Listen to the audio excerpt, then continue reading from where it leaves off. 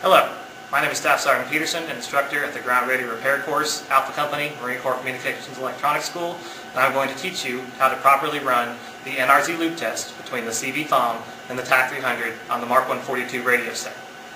To begin with, you want to ensure that the CV-FOM and the TAC-300 both have power.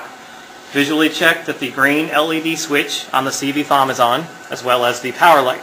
Then ensure that your TAC-300 also has its power by visually checking the power light on your TAC-300, as well as all of the corresponding LEDs for the various ports associated.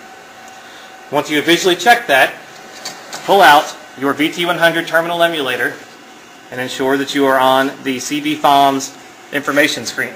To do this, you can ensure that you have the 1 colon to tell you that you are in slot 1 of the CV-FOM. All you simply do at this point is type loopback, and it will bring up the loopback command prompt for your CV-FOM. If you have forgotten what loopbacks you can run, you can press the question mark and it will show you the various loopbacks that are associated with that particular function. We are going to be running the NRZ loop. So simply type NRZ loop, press the enter key.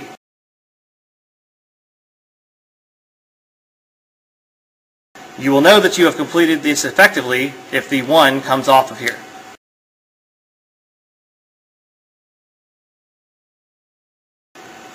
Once you've done that, you can visually inspect the CV-FOM to see that you are in fact running a loop.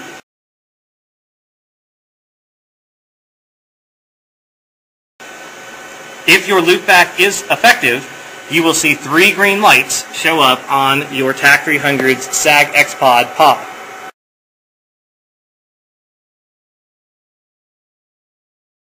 This visually shows you that your CV-FOM is talking to your TAC-300 and that your cable that connects the two is working correctly.